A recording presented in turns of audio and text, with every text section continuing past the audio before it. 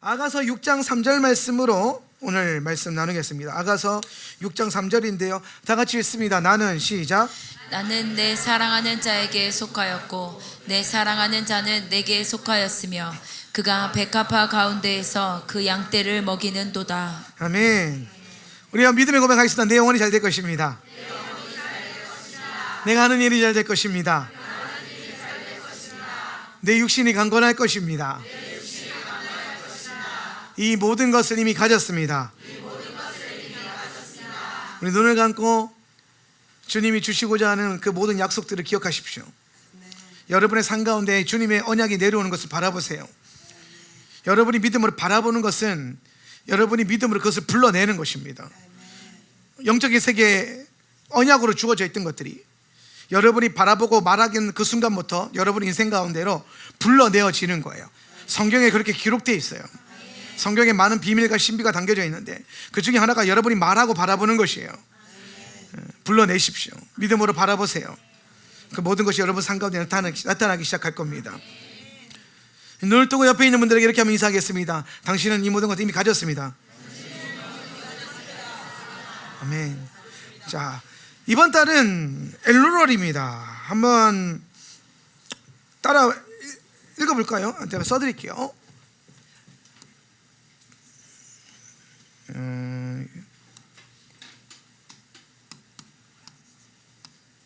엘룰월입니다. 한번 읽어봅시다. 엘룰. 자, 엘룰은 무슨 뜻이냐면 찾다라는 뜻이에요. 찾다, 찾는다. 이름에서 알 수 있듯이 이 달은, 이 엘룰월은 주님을 찾아야 되는 달입니다. 이 달의 전체가 그렇습니다. 그래서 이 달의 전체가 다 뭐가 맞물려 있냐면 테슈바라고 하는 이 40일 여정과 맞물려 있는 겁니다. 제가 여러분에게 토라를 가르치면서 그 순환적인 영원성에 대해서 나눴어요. 이 어렵게 표현해서 그런데 사계절에 대해서도 얘기했고, 우리 몸은 계속해서 창조와 종말을 반복하고 있다 그랬죠.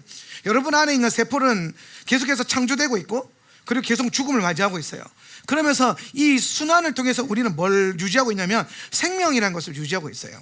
이 세상에 있는 피조세계가 다 마찬가지입니다. 봄, 여름, 가을, 겨울 사계절도 마찬가지입니다. 이 사계절 안에는 예수님께서 이 땅에서 모든 피조세계를 시작하신 것과 마무리하시는 것에 대한 이 모든 역사적인 시즌을 그 사계절 안에 다 담아 놓으셨어요. 그래서 우리가 지금 이제 여름의 끝자락을 향해 달려가고 있죠. 사실 한국 사람들은 입추가 지났기 때문에 가을이라 그러는데 이 날씨가 가을이면 말이 안 되는 겁니다. 우리는 여름을 살고 있습니다. 늦여름, 끝여름이죠. 그래서 지금 시즌이 딱 되면 유대력으로 여름의 마지막 단계에 가을의 시작을 향해서 이 40일 동안 달려갑니다. 그래서 이 가을이 사실은 뭘 상징하냐면 시작인데요, 가을은 시작이에요. 여름은 끝이죠. 여름은 끝을 의미해요. 그래서 우리는 지금 이 시즌이 되면 인류의 혹은 우리에게 주어져 있는 마지막 시대, 마지막 때라고 하는, 이번 달은 마지막 때와 연결이 많이 되어 있는데 이 마지막 시간에 서서 새로운 시작을 향해 가는 겁니다. 새로운 시작이 여기에 있어요. 가을에 있어요. 그래서 오늘 주님이 준비하신 결국에 우리가 들어가게 될 그것을 새 하늘과 새 땅이라 그래요. 새 하늘과 새 땅, 이 8글자를 3글자로 줄일 수 있는데 줄이면 안 돼요. 이거 참 쉬운 단어인데, 표현하기 참 쉬운 단어인데 아무튼 그래요. 그래서 새 하늘과 새 땅, 새 예루살렘, 여기서 이제 새라고 하는 새로운 것이 붙는데, 그러면 주님께서 지금 새로운 것을 준비해 놓으셨다는 겁니다. 새로운 시즌을 우리가 마주하고 있다. 근데 이거를 그냥 들어가는 게 아니라 주님이 준비시켜서 들어갈 수 있게끔 만드시겠다는 거예요. 준비시킨다. 그래서 이 준비하는 과정을 우리는 뭐라고 하냐면 테슈바라고 합니다. 테슈바. 테슈바는 회개라는 뜻이에요. 회개를 통해서 40일 동안 우리는 회개하는 성회와 집회를 통해서, 회개하는 기도를 통해서 장차 올 주님의 나라와 새하늘과 새 땅과 새 예루살렘을 받아낼 수 있는 준비를 하는 겁니다. 그러니까 여러분, 하나님 나라는 그냥 들어가는 게 아니에요.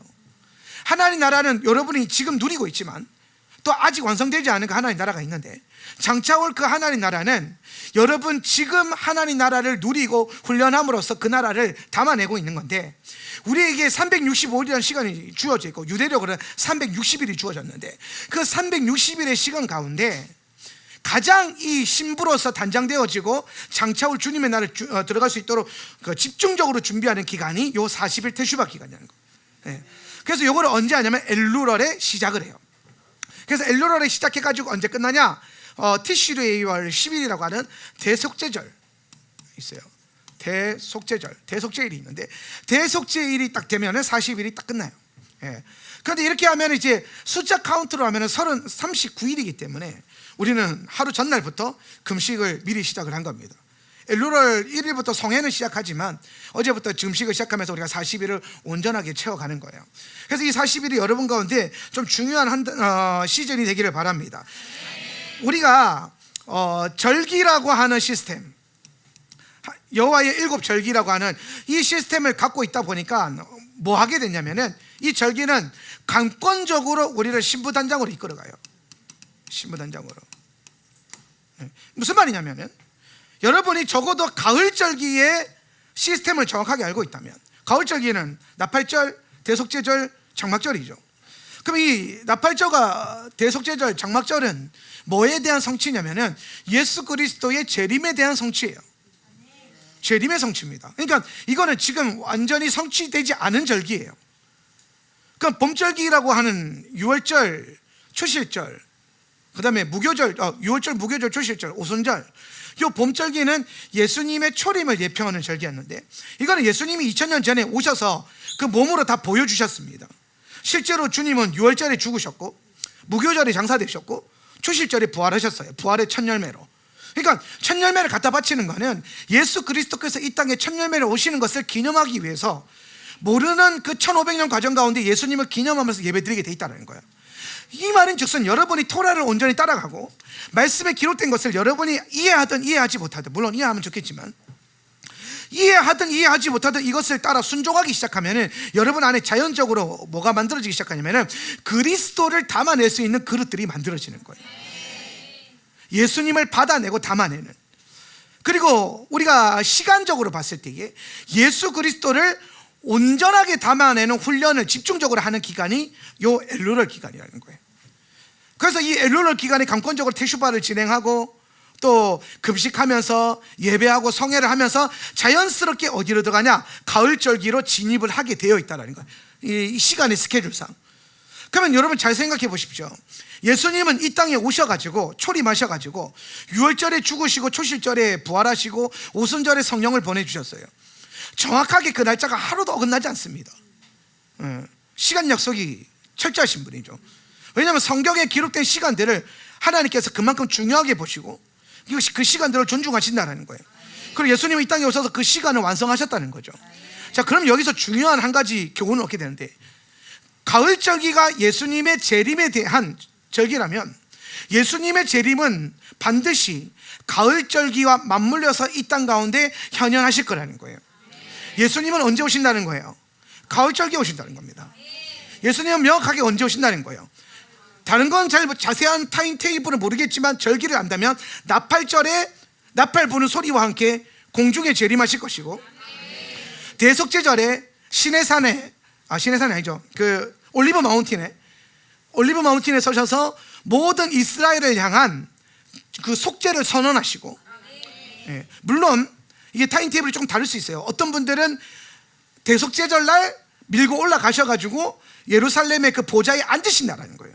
앉으셔서 속죄를 이렇게 펼쳐내신다라고 보는 분들도 있습니다. 아무튼 중요한 건 대속죄절은 주님이 온 열방을 향해서 속죄를 선언하시는 겁니다. 속죄를 선언하시고, 그 다음에 장막절은 뭐냐면은 주와 함께 초막을 짓고 새 하늘과 새 땅이 오기 전까지 이 땅에서 1000년 동안 밀레니엄을 우리가 누리는 거예요. 그래서 이 땅에 예수님이 오셔서 직접 커버링 하시면서 우리를 다스리시고 교훈하시는 그 시즌이 언제냐면은 천년왕국이고, 그게 장막절의 성취가 되는 거예요.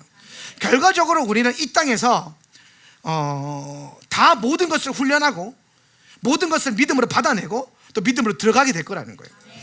근데 시간적으로 봤을 때 나팔절과 대속죄절과 장막절이 정확하게 예수님의 재림과 맞물릴 거라는 겁니다. 어떤 분은 이렇게 얘기합니다. 그거 어떻게 아냐니까요. 다른 건 몰라도 봄절기만 봐도 알아요. 성경이 그렇게 증언하고 있잖아요. 6월절에 어린 양으로 죽으셨고, 부활의 초실절에 첫 열매로 부활하셨고, 오순절에 제자들 딱 붙잡아 놓으면서 내가 성령 보내줄 때까지 어디 가지 마라 그랬어요. 절기를 그렇게 주님이 딱 그 시간표를 지키셨다는 거죠. 그럼 예수님의 재림도 마찬가지입니다. 나팔절에 여러분 모여야 됩니다. 대속제절에 금식해야 됩니다. 그리고 장막절에 캠핑은 기대감으로. 그거는 뭐 어떻게 우리가 들어가서 누리는 거라서. 근데 적어도 나팔절과 대속제절은 정말 매년 깨어 있어야 됩니다. 우리가 종말론적 신앙을 말할 때에 이렇게 얘기합니다. 내일 예수님 오실 것처럼 살자. 근데 토라를 알면 꼭 그렇게 하진 않습니다. 토라를 알면 내일이 아니라 올해 나팔절에 오실 것처럼 살자, 이렇게 되는 겁니다. 올해, 왜냐하면 예수님은 나팔절에 오실 거예요. 나팔절은 그걸 예고하고 고지하기 위해서 우리가 이제 토라의 언약과 비밀로 주신 겁니다. 그래서 여러분 자세히 생각해 보세요. 여러분이 테슈바를 단장을 더 잘해야 되는 이유가 뭐냐면, 예수의 오심 앞에서 무엇이 더 중요하냐 이 말이에요.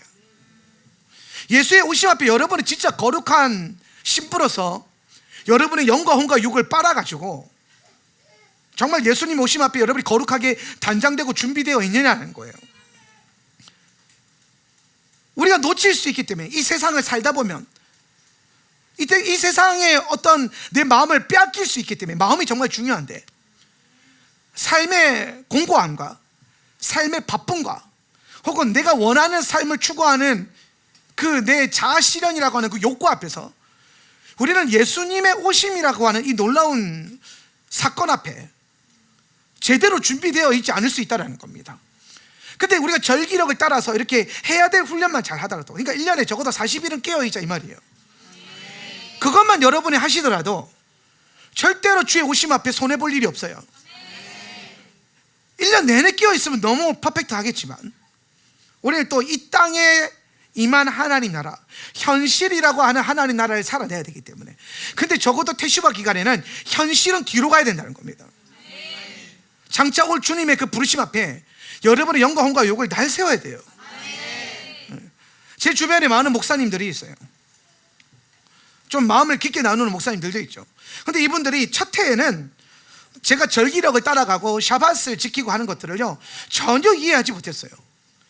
그러니까 이분들은 되게 단순한 논리를 갖고 있어요. 뭐냐? 그거 구약의 절기니까 그거 다 끝난 거 아니냐는 거예요. 구약 성경, 그러니까 이런 분들은 되게 위험한 사고를 하고 있는 게, 구약 성경도 구약에 쓰는 거니까 다 끝난 거라고 생각을 해요. 그런데 여러분, 여러분이 선지서를 읽어보시고, 선지서를 이번에 성경 통독할 때 좀 집중적으로 잘 읽어보십시오. 선지서에 나오는 선지자들의 예언이 다 주의 오심에 대한 예언인데 그 중에 30%밖에 성취가 안 됐어요. 30%가 초림에 대한 예언이에요. 그러면 이 구약에 있는 선지서의 70%는 뭐에 대한 내용이냐면 예수님의 재림에 대한 내용이에요. 그럼 여러분, 그것만으로도 우리는 구약 성경을 간절히 읽을 가치가 있습니다. 더 나아가서 가을절기가 예수님이 오셔서 성취하는 거라면 우리는 아직 가을절기의 완성을 못 봤어요. 여러분은 가을절기의 완성을 여러분이 살아서 보게 될 것입니다. 여러분, 주님 곧 오십니다. 예수님 오심이 멀지 않아요. 네가 어떻게 하는데 그렇게 말할 수 있는데, 세상 돌아가는 꼴을 보면 되게 가까워요. 몇 족속이나 남았을까요? 모든 족속에게 복음이 전해지면 예수님 오신다 그랬는데 30족속 언더입니다. 제가 콜토울 집회를 가보지 못해가지고 명확한 그 콜토울은 매년 모여가지고 그걸 집계를 하고 있는데, 콜토울이라는 것은 매년 선교단체의 수장들이 모여서 하는 성회 같은 거예요. 제가 5년 전 넘었죠. 이제 7, 8년 정도 됐네요. 벌써 7, 8년 전 콜토울 자료에서 그 참석했던 한 리더가 저에게 와서 집회를 하면서 알려준 게, 그때만 하더라도 30명 언더였어요. 28족속 남은 족속이. 어떤 분들은 이제 그 28족속에게까지 성경이 번역이 돼야 된다 이렇게 보시는 분들도 있어요. 근데 그것도 여러분, 요즘에 AI가 너무 잘 돼가지고 구글이 모든 구음을 하나로 모으고 있어요. 여러분, 다른 데 바벨론이 있지 않아요. 짐승은 다른 곳에 있지 않아요. 여러분이 너무나도 친숙하게 누리고 있는 온라인, 구글, 인터넷, 이 모든 것들이 짐승의 한 퍼즐이고 한 부분이고, 그것이 언젠가 짐승으로서 강력한 영향력을 행사할 거예요. 예. 이게 구글의 목적이 그거잖아요. 모든 언어를 하나로 모으는 거죠. 구글로 모으는 거예요. 그래서 구글에서 말하면 모든 게 통하게 만드는 거죠. 그들은 새로운 바벨성을 지금 짓고 있어요. 여러분, 양자 컴퓨터만 개발이 제대로 되면, 양자 역학만 제대로 풀어지면 순식간입니다. 이 말은 뭡니까? 그리스도의 재림의 오심도 순식간이라는 거예요. 예. 그러니까 진짜 그날이 도적같이 훅 와요. 예. 그러니까 여러분, 지금부터 여유 있을 때 깨어 있어야 됩니다. 이게 우등생들 보면요, 일찍 일어나서 일찍 준비, 학교 갈 준비를, 우등생들은. 근데 꼭 이 거시기 한 분들이 5분만 걸으면서 시간적 여유를 자기한테 엄청 많은 줄 알고 착각을 해요. 그러니까 자기가 봤을 때 5분 전에 일어나도 충분히 한다는 거지. 그래서 그렇게 살다가, 여러분, 그렇게 사는 분들의 패턴이 뭐예요? 간혹 가다가 한 번씩 크게 실수하는데 5분만 더 자고 해야지 하는데 20분, 30분 더 자다가 선생님들의 전화를 받게 되죠. 그러면 이제 난리가 나는 거예요. 근데 여러분, 영적인 세계도 마찬가지예요. 이 정도야, 이 정도야. 작년 태슈바 때 안 오셨는데 욕하다가 이번 태슈바 오면 어떡하려고 그래요? 그런 마인드로 예수님의 재림을 준비할 수가 없어요. 적어도 올해 태슈바만큼은 깨어 있어야죠. 가을 절기를 앞두고 만큼은 약간은 긴장해야죠. 중동 5차 전쟁까지 일어나고 있는 판에, 여러분, 이게 지금 보통 일이 아니잖아요. 전쟁은 주님께 속한 것입니다. 예, 지금 주님이 많은 것들을 하고 계세요. 많은 것들의 예표들이 풀어지고 있고, 우리는 더 세밀한 타임테이블을 알기 때문에 사실 제3성전이라고 하는 이 어떤 상징성과 이스라엘의 온전한 회복과 12지파의 돌아옴, 이 모든 것들이 우리에겐 더 세밀한 카운터가 되겠지만, 그걸 뒤로 한 채 여러분 40일 태슈바가 여러분 안에서 믿음으로 견고하게 세워져서 이 시간들이 훈련되어지기를 바랍니다. 물론 아직 제3성전 안 세워졌으니까 올해 나팔절에 예수님 오실 일은 없어요. 아직 뭐 제3성전이 안 세워져 있으니까 모르죠. 근데 여러분, 올해 그게 안 나타나 더 세부적인 걸 여러분 비밀을 좀 더 안다고 해서 이 40일을 훈련하라고 준 시간을 마음가짐을 뒤로 한다면, 그게 과연 예수님의 재림을 버텨낼 수 있는 성도의 모습이 되겠습니까? 야성은 지금부터 키우는 겁니다. 야성은 내일 키우는 게 아니에요. 사자는 지금이 되는 거지, 내일부터 사자가 되는 건 아니에요. 오늘 여러분 안에 기도하실 때에 그 사자의 영성, 유다의 사자의 기름 부음과 지금 마지막 시대를 뚫어낼 수 있는 용사의 기름 부음을 얻을 수 있기를 예수님의 이름으로 축복합니다. 그래서 우리는 오늘부터 시작해서 대속죄절까지 달릴 것이고, 그 중간에 나팔절에 또 모여서 큰 성회를 열 것이고, 대속죄절은 주님이 오셔서 우리의 죄를 사하실 그것을 기대하면서 정교인이 온전한 금식으로 나아갈 것입니다. 40일 태슈바 이번 기간 동안 많은 분들이 금식을 신청해 주셔서 하루에 보통 보니까 최소 6명 정도 금식하시는 것 같고, 많게는 10명까지도 매일 금식을 하시는 것 같아요. 중간에 더 하고 싶으면 더 신청하셔가지고 더 늘리셔도 상관없습니다. 예. 그래서 여러분, 정말 이 주님의 오심 앞에 기도와 금식으로 깨어 있을 수 있기를 바랍니다. 우리 주님은 이 40일을 몸으로 보여주시면서 40일 온전한 금식을 하셨습니다. 예. 그 기름 부음이 여러분 안에 있기 때문에 40일 중에 하루 금식하는 거는 일도 아닙니다. 예. 40일 금식하신 분이 우리 아버지시고, 우리의 형님이시기도, 우리의 모든 것이에요. 그 기름 부음이 여러분 가운데 흐를 거예요. 할렐루야.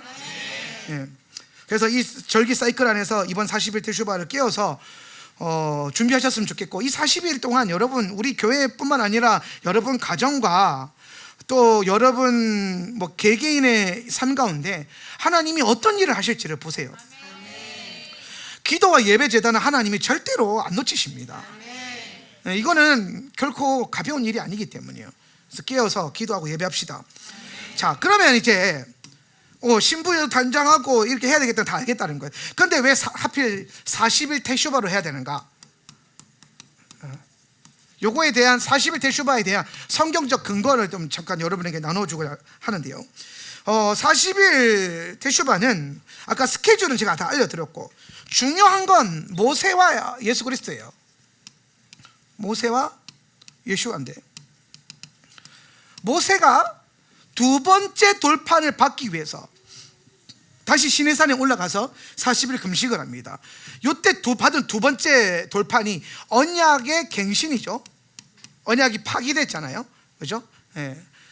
언약이, 첫 번째 언약이 파기되고 두 번째 이제 언약을 다시 세우는 겁니다. 그래서 이 두 번째 언약을 받기 위해서 모세가 시내산에 올라가서 40일간 금식하고, 이때 모세뿐만 아니라 여호수아도 모세의 그걸 보면서, 여호수아가 40일 동안 금식했다라는 기록은 없지만은 여호수아가 따라 올라갔단 말이에요. 그럼 배고프다고 내려와서 지가 밥 먹었겠습니까? 모세가 올라가서 금식하고 있는데, 모세를 그 추종하다 못해 제자처럼 다음 세대의 지도자로 훈련받고 있는데, 그러니까 아마 여호수아도 모세를 따라서 모세의 뒤통수를 보면서 같이 산 중턱에서 금식기도 했을 가능성이 아주 높습니다. 그래서 이제 금식을 했어요. 그래서 언약을 갱신을 하는 거죠. 그리고 예수님께서 공생애를 시작하시기 전에 40일 동안 금식하십니다. 기독교 전승은 이 40일 기간이 40일 테슈바 기간이라고 얘기하고 있어요. 그러니까 지금 우리는 예수님이 금식을 시작하신 그 시작점에서 같이 금식을 출발하고 있다는 거죠. 그럼 예수님은 왜 40일 동안 금식하셨습니까? 예수님이 이 땅에 뭐하러 오신 분이죠? 이 땅에 뭐하러 오신 분이에요? 많은 걸 하러 오셨죠. 예수님은 이 땅에, 죄송합니다, 이런 질문을 하면 안 돼. 이게 너무 주상적이야. 주님 오셔서 한 게 많아서. 근데 마태복음 5장 17절을 근거로 했을 때에, 이 정도는 여러분 이제 외우셔야 돼요. 하울란 성도들은 마태복음 5장 17절이 얼마나 중요한지를 알아야 되는데, 왜냐, 그게 우리가 지금 하는 신앙생활을 변증해주고 있잖아요. 여러분이 토라를 공부하는 것과 선지서를 지금도 우리가 잘 봐야 되는 이유가 마태복음 5장 17절에 있는데, 한번 띄워줄래요? 내가 율법이나, 시작, 내가 율법이나 선지자를 폐하러 온 줄로 생각하지 말라. 폐하러 온 것이 아니요 완전하게 하려 함이라. 아멘. 저 율법이 뭘 말하는 거냐면 오경을 말하는 거예요. 토라를 얘기하는 거예요. 내가 모세의 토라나 선지자는 뭘 말하냐면은 선지서를 의미하는 거예요. 케투빔, 느빔, 죄송합니다, 느빔. 그래서 토라와 선지서, 하프타라겠죠. 하프타라를, 구약 성경을 폐하러 온 게 아니라는 겁니다. 뭐 하러 왔다는 거예요? 완전하게 하러 왔다는 거죠. 그러니까 저거 두 가지는 뭐에 대한 얘기를 하고 있어요? 예수님에 대한 얘기를 하고 있어요. 예수님은 지금도 저걸 완전하게 하고 있어요. 그러니까 여러분, 구약 성경은 지금도 완전해지고 있는 거예요. 예수님의 사역 안에서. 그분은 지금이나 어제나 내일 동일하게 뭐에 대한 사역을 할 거냐면 성경에 대한 사역을 할 거예요. 예수님은 성경에 대한 사역을 하고 계세요. 성경을 완성해가는 사역이죠. 그래서 이 땅에 오셔서 언약의 성취자이고 완성자이신 주님이 40일 금식을 했던 모세의 언약, 거기서부터 언약이 출발했고 토라가 출발했잖아요. 그러니까 토라를 완성하려면 예수님도 뭐로 시작을 해야 돼요? 모세가 40일을 해가지고 언약을 시작시켰던 것처럼 예수님도 40일을 금식해가지고 뭘 시작해야 돼요? 이 토라의 완성을 시작하셔야 된다는 겁니다. 그래서 예수님이 정확하게 모세가 금식하러 올라갔던 그 날짜에 정확하게 시간 카운트 하시면서 올라가셔가지고 40일 동안 뭐 하시는 거예요? 금식하시는 거예요. 그리고 금식하시고 어디로 가세요? 세례 요한에게 갑니다. 그죠? 세례 요한에게 가서 뭘 받아요? 침례를 받아요. 좀 웃기죠? 세례 요한에게 가서 침례를 받는 거는. 저는 장로교 출신이라 세례 요한이 좀 입에 편해서 그래요. 근데 우리 침례교 목사들 오니까 침례 요한 하잖아요, 그죠? 우리 침례교 목사들 친구님들 다 침례교 목사님들인데, 아무튼 세례 요한이 와서 침례를 베풉니다. 그래서 이 침례가 침례가 결국에는 뭘 상징하냐면 대속제절의 그 깨끗해짐을 상징하는 거예요. 새로운 출발을 상징하는 거죠. 그래서 예수님의 공생애가 이 땅에서 딱 출발을 하는 거예요. 자, 그런 의미에서 우리도 마찬가지로 이 40일 동안 깨어서 우리 가운데 이 40일의 신비를 풀어내셨던 예수님의 계시를 가지고 함께 집회하고 기도하고 금식하면서 이 40일을 채워가는 겁니다. 제가 40일에 대한 중요성은 어떤 설교에 나눴냐면은 몇 주 전에 다음 세대를 위해 금식하라고 했던 샤밧 설교에서 40일의 중요성과 영적인 신비에 대해서 다 나눠드렸습니다.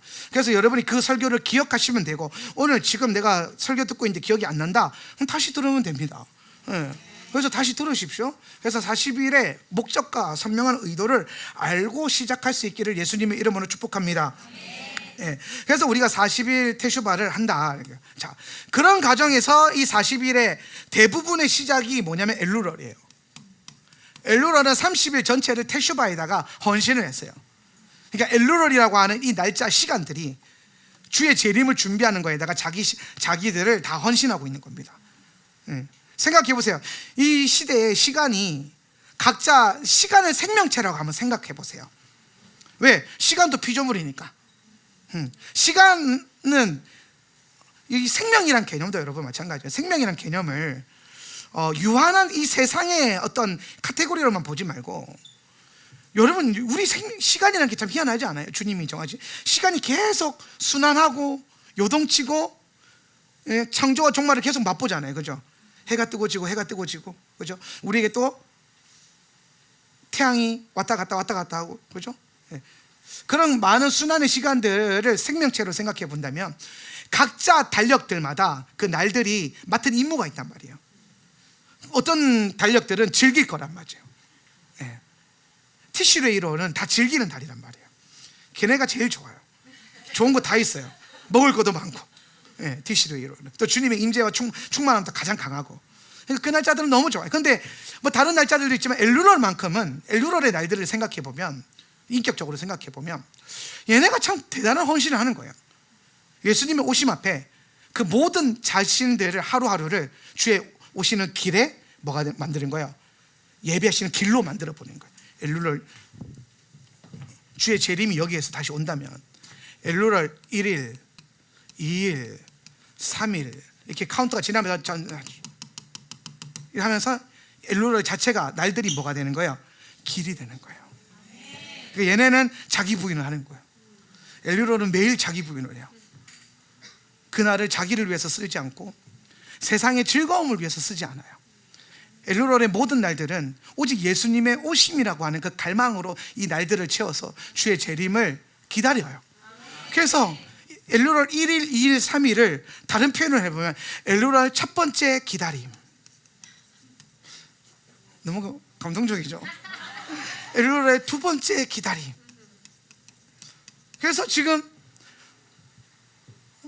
1500년, 2000년 전부터 매해 엘루럴은, 인간들은 까먹어도 이 시간은 주의 재림을 기다린다.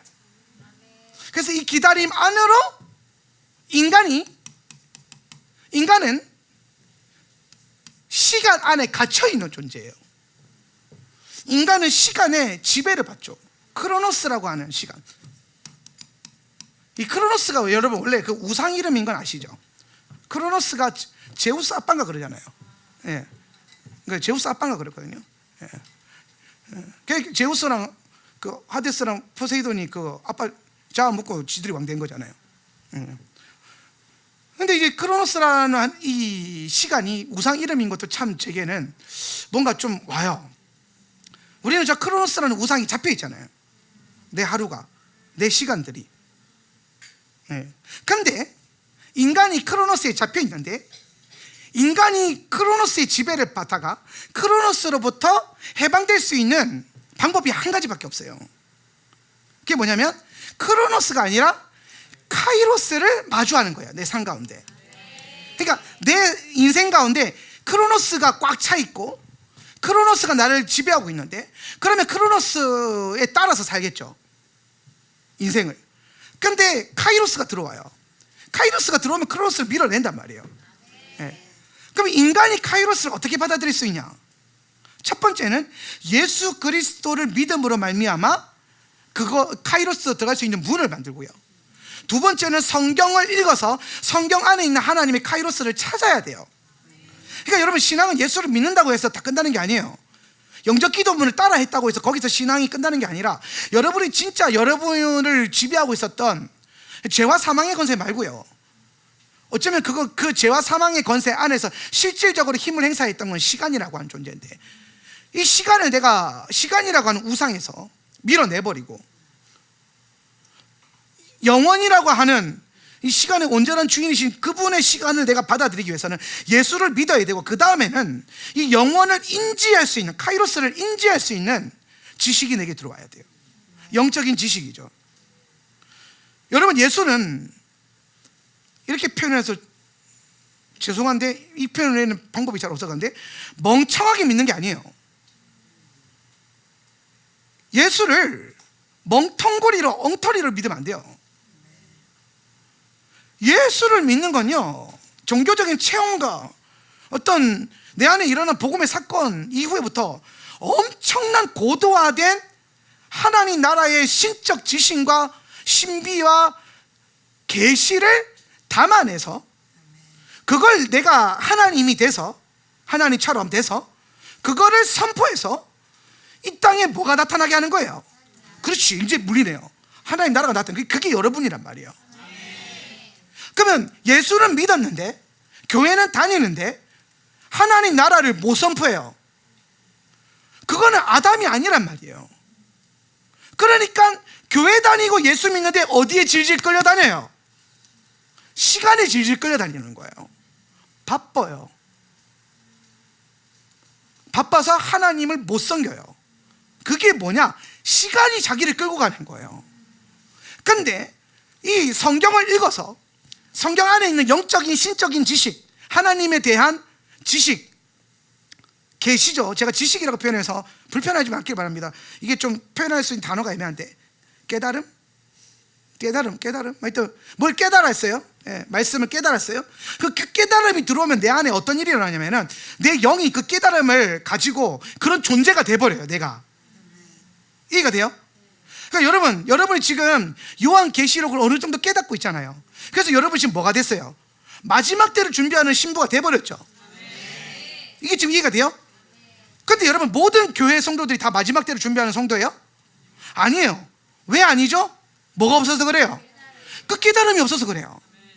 그게 없으니까 예수를 믿고 교회 다니는데 크로노스가 밀려나갔는데도 크로노스에 잡혀가지고 물려가지고 불법의 아들에게 물려가지고 속으면서 그렇게 뭐라고 엉터리로 살아가는 거예요. 멍청이는 좀 그러니까.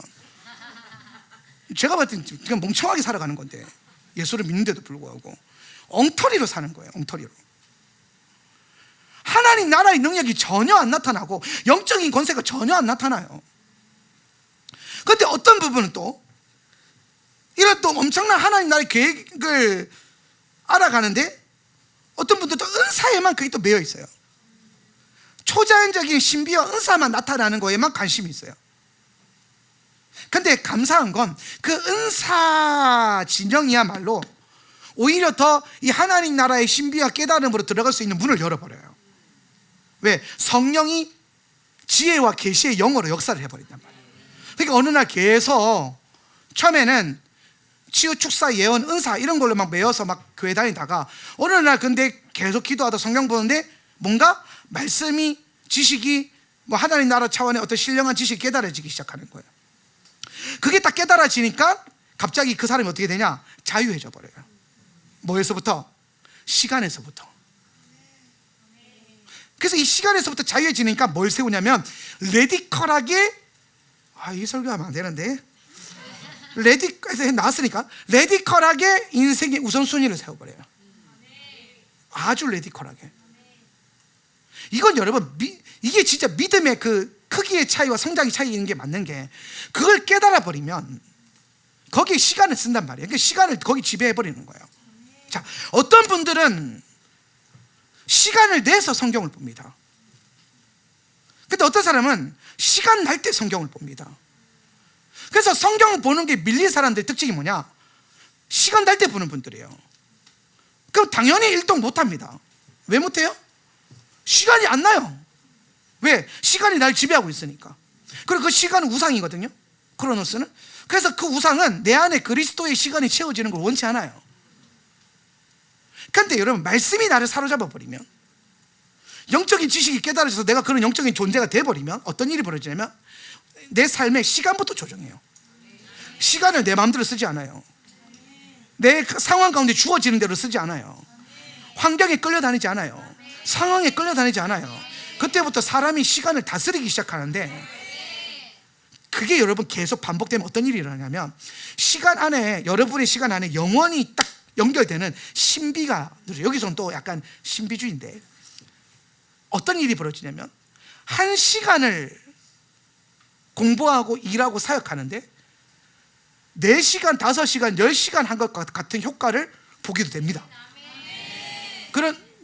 이건 이제 신령한 은사들이에요. 그러니까 여러분, 이게 왜 가능하냐면, 실제로 여러분 영혼을 믿죠? 카이로스를 믿잖아요. 카이로스의 시간선이 우리를 끌고 가고 있잖아요. 크로노스라는 시간이 존재하잖아요. 그죠? 그럼 여러분, 지금 저는 여러분이 단순히 인지적으로 시간 관리 잘해라 이게 아니라 영적인 신비 안에 이 시간들이 풀어져 있다고요. 그럼 어떤 일이 벌어지냐면, 여러분이 그 영적인 지식을 깨달아 가지고, 말씀을 읽어 가지고 그런 존재가 돼버리면 그런 삶의 훈련들이 하겠죠. 처음부터 이게 된다는 건 아니에요. 그래서 그 사람들의 시작점이 뭐냐면, 우선순위를 딱 놔두고 뭐가 중요한지 뭐가 안 중요한지를 영원이란 관점을 딱 구별해버리는 겁니다. 막말로 영원이라는 관점이 딱 여러분이 주어졌는데, 지금 당장 꼭 하지 않아도 되는 일들을 할 이유가 있습니까? 없거든요. 영원이라는 관점이 딱 주어지면, 딱 불이 딱 켜지면 힘든 게 여러분이 다스려 버릴까요?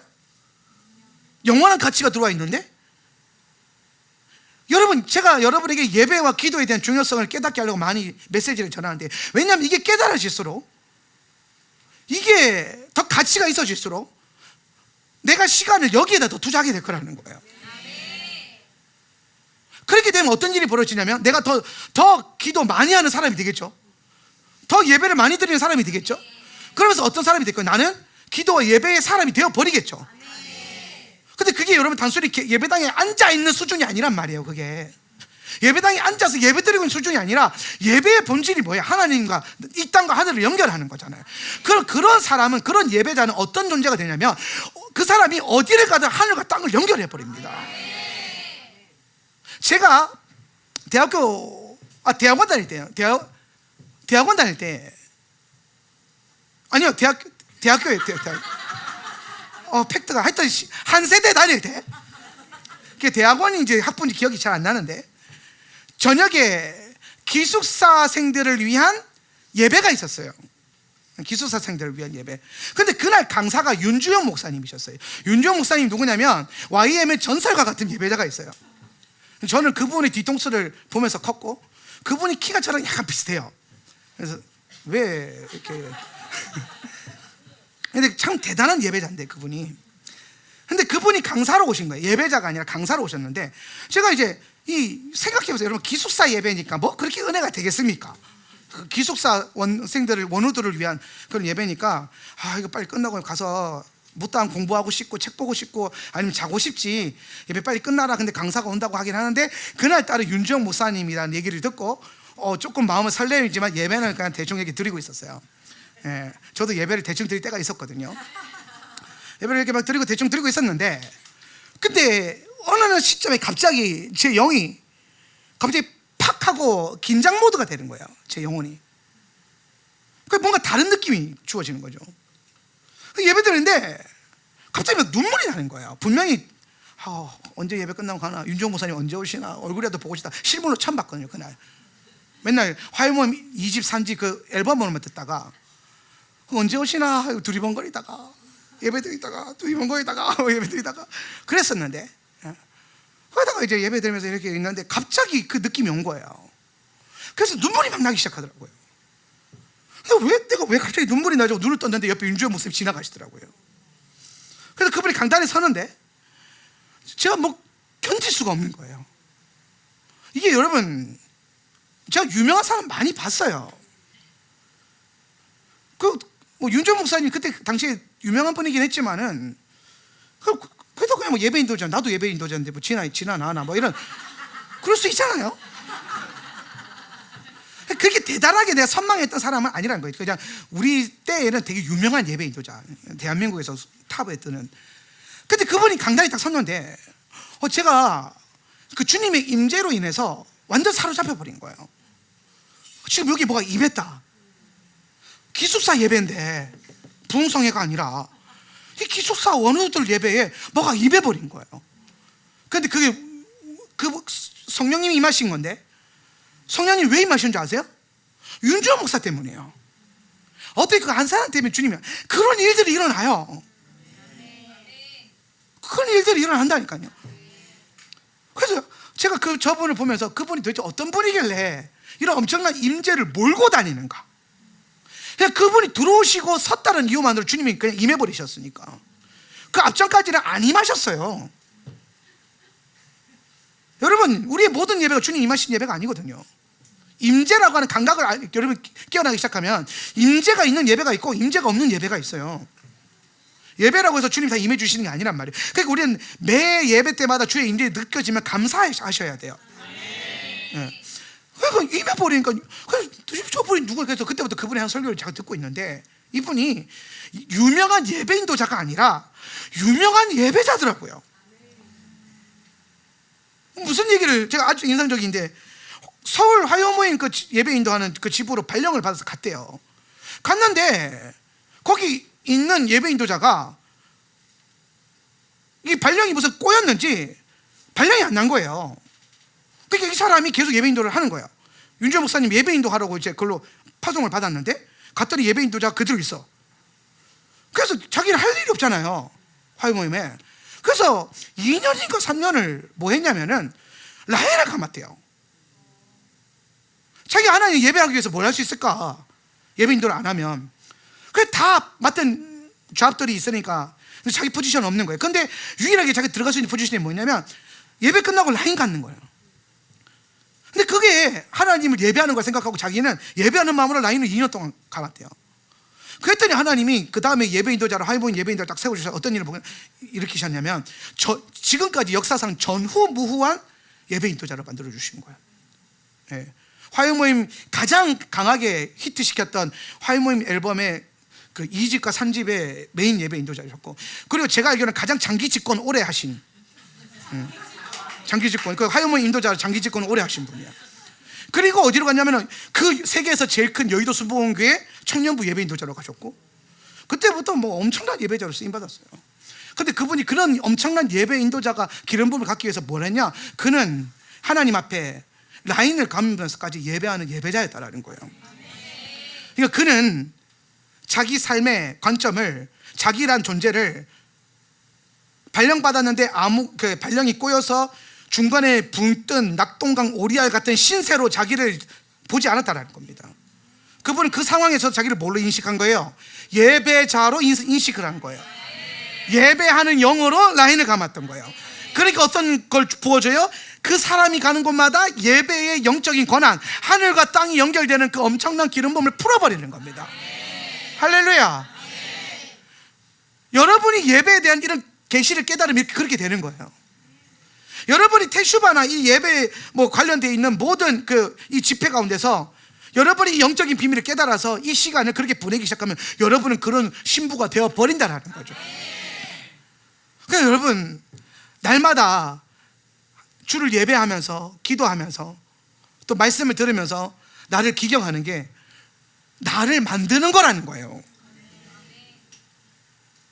그게 나를 만든다고요. 영원의 가치가 이 40일 가운데 여러분 각자의 삶 가운데 물리기를 예수님의 이름으로 축복합니다. 그래서 엘룰이라는 시간은 우리가 그렇게 갈 수 있도록 예수님의 재림으로 우리를 인도해 간다는 거예요.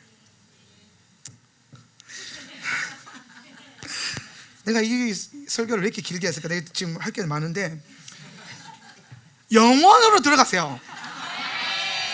4시간이 1시간인 것처럼 그렇게 예배하십시다. 할렐루야. 이번 주 주일 예배 끝나고 어떤 분이 그러더라고요. 목사님께서 정확하게 예배는 언제 끝나는 예배 언제 끝나는 타이밍이냐고. 우리 예배가 언제쯤을 끝나는 타이밍으로 봐야 될까요? 제가 여러분 답을 하나 드릴게요. 여러분이 주님을 갈망하는 것이 멈추는 그때까지 예배하십시오. 여러분이 주님을 갈망하는데 다른 뭔가가 침례에 들어오면 그때가 그냥 예배 끝인 거예요. 예배는 그런 거니까요. 근데 여러분이 주를 갈망하는 게 시간이 지나도 계속된다? 그럼 계속 하십시오. 여러분 앞에 선 예배자들도 계속 갈 거예요. 예, 우리는 그렇게 했거든요. 여러분이 다 사라지면 예배를 멈추기로. 예. 예. 그래서 디보션 1, 디보션 2 예배자들 계속 대기가 돼 있어요. 예. 정 안 되면 저도 올라올 겁니다. 다시 올라와가지고 처음처럼 다시. 그러면 이제 진짜 뭐 다윗의 장막이 이것에서 그냥 멈추지 않는 주님의 영광이, 한 사람이라도 갈망하는 영혼이 있다면, 예, 그때가 끝인 거예요. 갈망하는 마음이 사라지면. 우리 인생도 마찬가지예요. 주를 향한 갈망이 사라지면 그냥 끝인 거예요. 아무것도 아닌 겁니다. 그것부터 회복하고 그것부터 잘 간수하세요. 자, 엘룰은 그런 놀라운 신비가 있는데, 자, 그럼 이제 이 엘룰이요, 엘룰을 대표하는 성경 구절이 아가서 6장 3절이거든요. 한번 띄워주실래요? 아가서 6장 3절인데요. 예, 나는 한번 읽겠습니다. 시작. 내 사랑하는 자에게 속하였고 내 사랑하는 자는 내게 속하였으며 그가 백합화 가운데에서 그 양떼를 먹이는도다. 네. 저기서 나는 내 사랑하는 자에게 속하였고 내 사랑하는 자는 내게 속하였으며, 이 말씀 있죠. 저 말씀이 제가 그토록 좋아하는, 여러분이 늘 나눴던 내가 주 안에 주가 내 안에 그 합일의 하나됨의 신비 가운데 있는 구절이에요. 예. 근데 저걸 히브리어로 하면요, 아니 레도디 베도디 리라 그래요. 저기 이제 히브리어 써 있죠. 아니, 써드릴까? 왜냐면 이거 좀 써야 되는데, 아니 레도디 베도디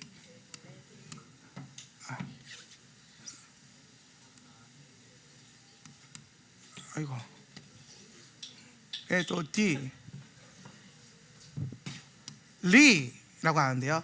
아니 레도디 베도디 리라고 그래요.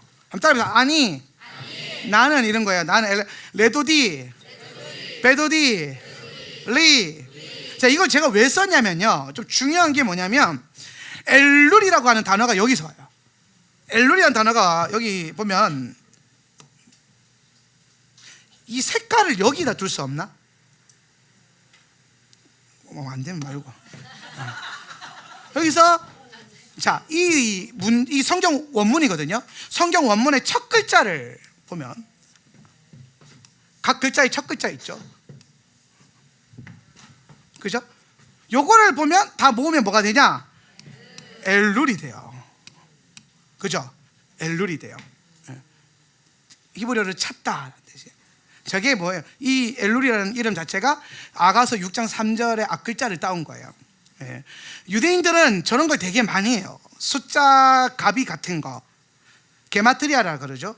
숫자 가비 같은 거. 여러분, 하나님은 사랑이시라 잘 아는 유명한 구절이죠.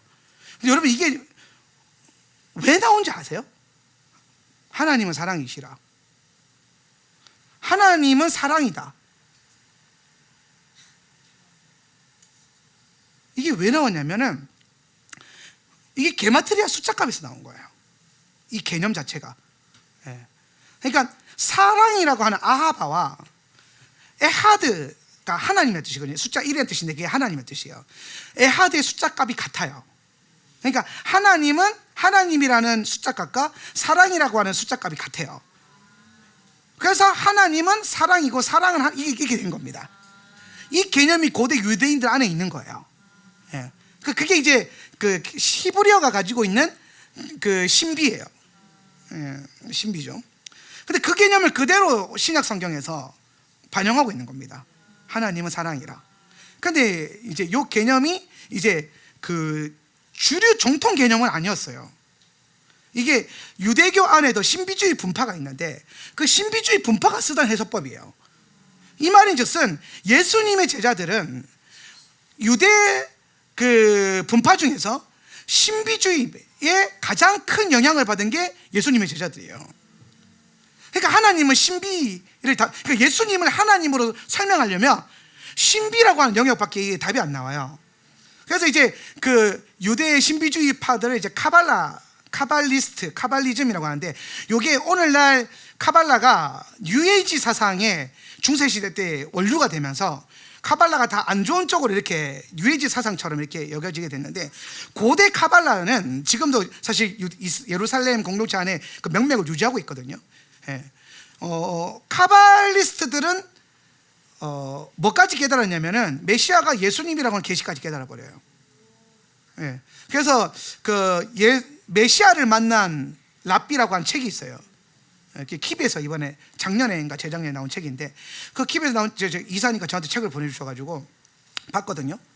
근데 거기에 보니까 유대 랍비 중에서 진짜 어느 정도 이 사람이 죽었을 때 국장을 치를 정도로 유명한 랍비인 거예요.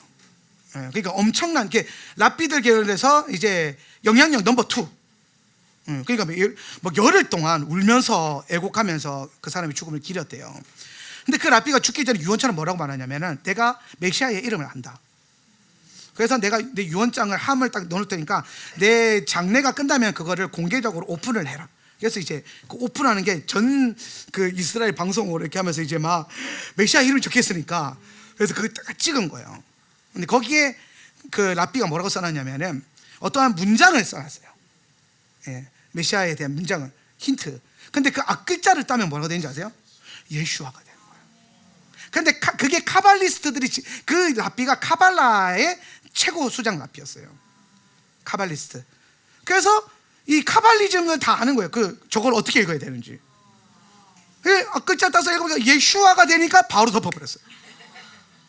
그리고 그 증손자가 나와서 이거 할아버지 유언장 아니다 이렇게 돼버리고, 그래서 이제 그 방송도 막 폐지시켜버리고, 근데 그게 자료가 여전히 남아있어요. 그래서 그걸 근거로 해서 이제 쓴 책인데, 주님의 신비 안에서 이게 깨달아진다는 거예요. 여러분, 중동 아랍에 지금 엄청난 계시적 선교가 일어나고 있다 그랬죠. 그걸 뭘로 설명할 거냐는 거예요. 복음주의 신학으로 그게 설명이 가능합니까? 절대 안 됩니다. 아니, 어떻게 예수 믿었냐니까 꿈에서 예수님이 오셨다는데, 그게 지금 한두 명이 아니라 나라 차원으로, 민족 차원으로 일어나고 있는데, 그걸 어떻게 설명할 거냐는 거예요. 하나님의 신비의 차원, 영적인 차원이죠. 그러니까 기독교가, 신학이 영적인 것과 신비주의에 대한 깨달음을 버리기 시작하니까 오늘날 대부분의 메이저 신학교들이 가장 큰 문제점이 뭐냐면 하나님을 머리로 이해하려고 한단 말이에요. 그러니까 머리로 이해 안 되는 하나님을 다 신화라고 여기면서 다 삭제를 해버린단 말이에요. 그러니까 평생 예수님을 못 깨닫는 거예요. 그러니까 그런 사람들이 나중에 목사가 돼서 교회를 하니까 다들 이제 엉터리가 되는 거예요. 성도의 능력이 뭔지도 모르고 시간에 붙잡혀 살고, 목사님들도 그런 영적인 신비와 성도의 탁월한 권세를 모르니까 성도님들한테 막 어떻게든 편하게 해서 예배 와주세요, 제발 좀 와주세요, 예배 와주세요, 막 수요 예배까지 안 와도 돼요, 주일 예배만 와주세요, 막 금요 차례 없애봅시다, 기도 많이 안 해도 돼요, 피곤한데 새벽 예배 없앱시다, 막 이렇게 하고 앉아있다는 거예요. 왜? 사람을 자꾸 이해하려고 한다는 거예요. 하나님을 이해해야 되는데. 근데 왜 사람을 이해할 수밖에 모르냐면 신학 자체를 사람을 이해하는 신학으로 배워서 그래요. 사람이 이해할 수 있는 것으로 신학을 해서 그래요. 철학으로서 신학해서 그래요. 여러분, 신학 박사가 PhD거든요. 무슨 뜻인지 아십니까? 철학 박사라는 뜻입니다. 신학이 철학이 된 거예요. 그러니까 이 영역에서는 예수님의 온전한 뜻을 전혀 알 수가 없습니다. 그럼 이제 뭘 따라가야 되냐? 여러분이 성령이 주시는 지혜와 계시 안에서 말씀을 계속 읽어보세요. 여러분이 읽으셔야 돼요. 여러분, 마지막 때 어떤 순간이 되면 목회자도 쓸데없어지고 목회자가 믿지 못하는 때가 오고 이 세상에 떠돌고 있는 수많은 매스컴이나 미디어를 믿지 못할 때가 반드시 옵니다. 그때가 됐을 때 여러분이 모여서 성경을 스스로 읽어내지 못하고 성경 안에 있는 깨달음을 내 깨달음으로 만들어내지 못하고 내가 그런 존재가 되어서 살아보지 못한다면 환난은커녕 환난 입구에서 다 죽어요. 환난을 뚫어내기는커녕 그 입구에서 다 죽을 겁니다. 저는 우리 모든 성도님들이 이 마지막 때 제 설교를 듣는, 아직까지 유튜브가 열어주고 있는 이 시대에 많은 분들이 이 메시지를 듣고 깨달아서 내가 그런 존재가 되어야 되는구나, 내가 하나님의 아들이 진짜 되어야 되는구나, 내가 정말 사도들이 했던 사역들처럼 하나님 나라가 뭔지 깨닫고 영원히 뭔지 깨닫고 성령의 능력이 뭔지 깨달아서 하나님 나라를 전파하는 데 삶을 드리고 생애를 드리고 내가 하나님의 아들이 되는 것에 내 시간을 드리는 그런 존재가 돼야겠구나. 시간이라고는 우상에 끌려다니지 않고 바쁘다라고 하는 우상에 끌려다니지 않고, 오늘날 옛날에 바알과 아세라가 오늘날로 치면은 바쁘다 안 간다예요.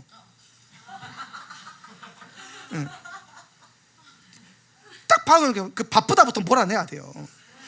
영원히 들어오면요 이게 바뀐다니까요.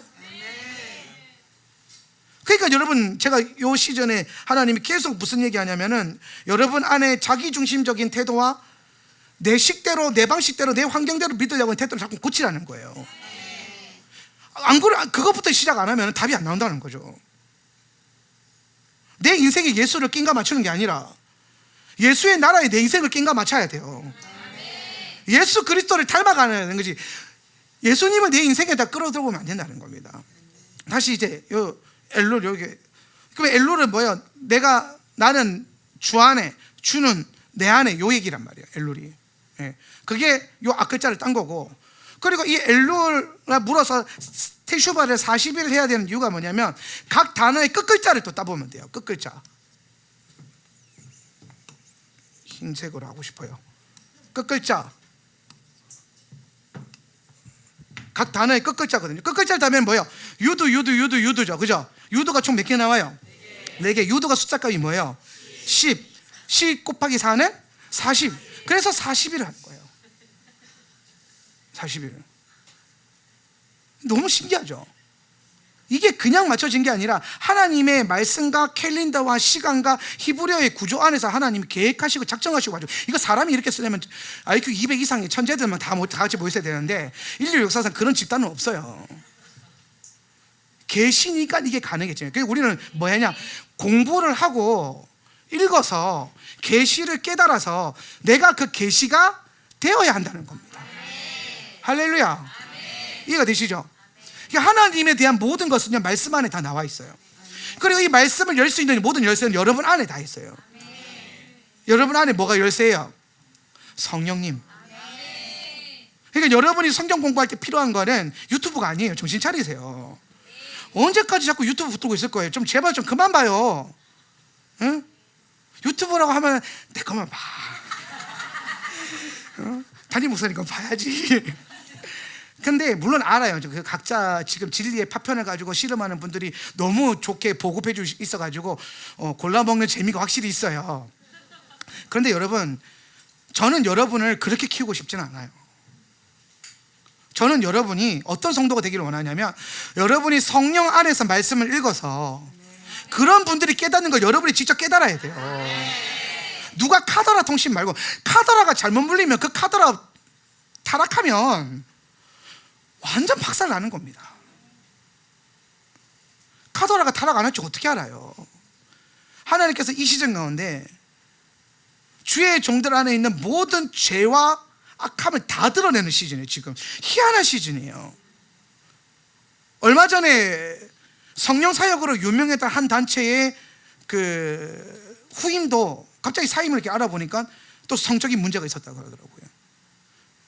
이 양반은요, 전 세계에서 예언 사역으로 5손가락 안에 든 사람입니다. 그 단체는, 그 교회는요, 예언 사역으로 아주 유명한 교회, 전 세계적으로 유명한 분이에요. 교회예요. 근데 어떻게 하나님께서 지금 그거를 들춰내시는 거예요? 이게 여러분 그런 단체만의 문제가 아니라 지금 시즌이 어떤 시즌이냐면 하나님이 교회를 정결하게 하는 거예요.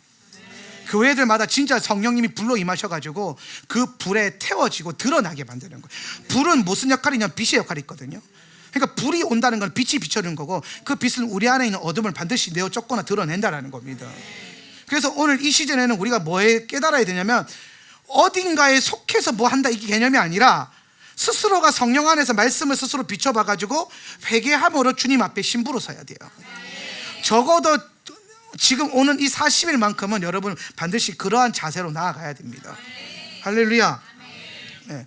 그래서 이 40일간 엘룰을 이루어라. 내가 주 안에, 주가 내 안에, 이걸 이루어야 된다는 거예요.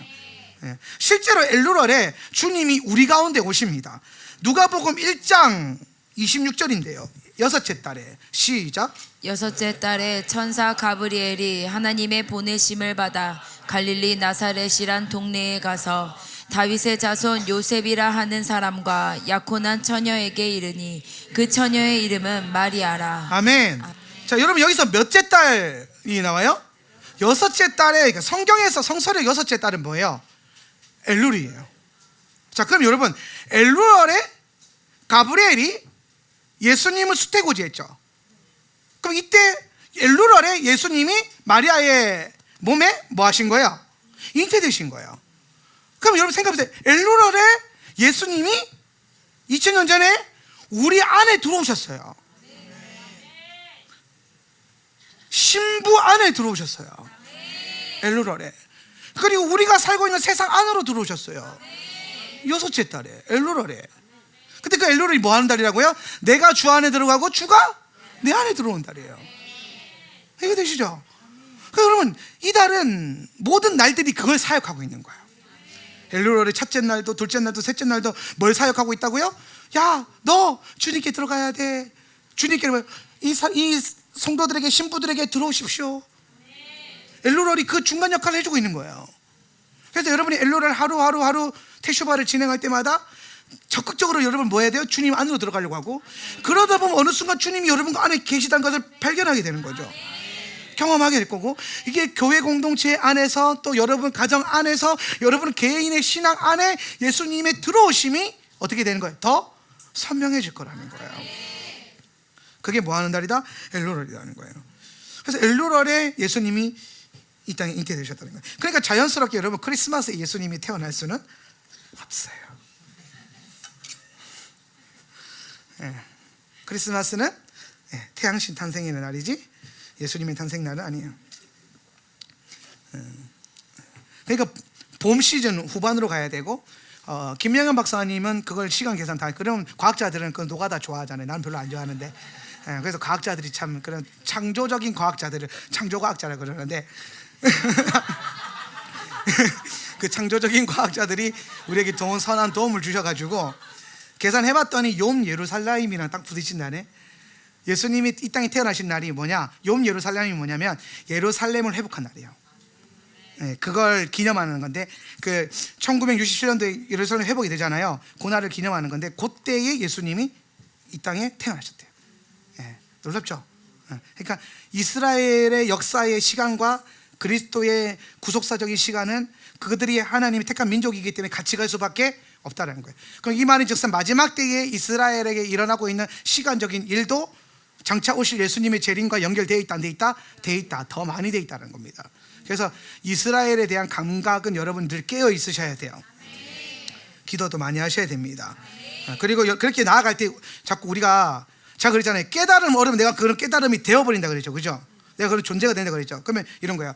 여러분 참 이스라엘, 그죠? 참 이스라엘을 성경은 뭐라고 표현하냐면은 아브라함의 후손이라 그래요. 아브라함의 후손, 그죠? 누가 아브라함의 후손이냐라고 그러죠. 요한복음에서 세례 요한이 뭐라고 말하냐면은 바리새인을 향해서 너희 뿔에다가 주님이 도끼를 두고 있다. 믿는 자. 사도 바울은 선명하게 더 말하죠. 믿는 자. 그 믿는 자의 믿음이 곧 그 스스로를 뭐로 만든다? 아브라함의 자손이 되게, 후손이 되게 만든다는 거예요. 그 아브라함의 후손들에게 예비되는 게 뭐예요? 언약의 땅이잖아요. 예수님이 뭐예요? 약속하신 그 언약의 자손이잖아요. 그러니까 여러분 두 가지예요. 여러분이 참 이스라엘이 되는 방법은 두 가지인데, 첫 번째 예수 하면 여러분이 참 이스라엘이 돼요. 여러분 안에 예수님이 자꾸 커지면 여러분이 그 예수님의 언약의 자손의 그 어떤 그런 존재가 돼버려요. 예수님과 같은 존재가 돼버려요. 여러분 안에 예수에 대한 묵상이 커져야 돼요. 여러분의 안에 예수님과의 인격적인 교제가 있어야 돼요. 내 인생 따로 예수 신앙 따로가 아니에요. 내 인생을 예수 신앙이 지배해버려야 돼요. 그 다음에 마지막 때에 어디에 깨어있으면 이스라엘이에요. 그러면 내가 이제 그냥 단순히 예수님이라고 하는 어떤 크리스찬에서 구약 성경의 언약의 후손을 아우르는 이스라엘이라고 하는 개념까지 내가 되어버린다는 거예요. 그래서 내 안에 지금 뭐가 일어나냐면은 신약과 구약이 일어나 버려요. 내가 신약과 구약을 가진 존재가 되어버리고 내가 신약과 구약이 되어버린단 말이에요.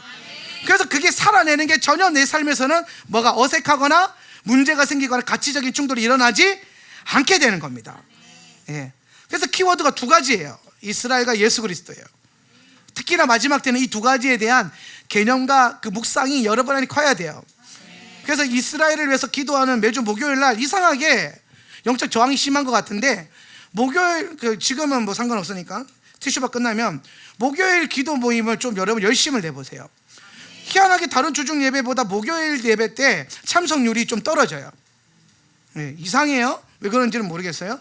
그 다음날 샤밧이라서 그런지 모르겠는데, 근데 여러분, 우리가 그날을 목요일날 이스라엘을 위해서 기도하기로 결정했잖아요, 그죠? 그럼 여러분에게 그 기도가 물려 있어야 여러분이 그 안에 그것이 깨달음으로 오기 시작하고 그게 커질 거고, 그러면 여러분이 이제 드디어 참 이스라엘로 가는 길이 열리고 내가 그런 존재가 된다는 거예요. 여러분, 인간이 얼마나 영적이고 위대한 존재인지 이제 좀 감이 오시나요? 여러분에게 그래서 필요한 게 뭐냐면 성경이에요.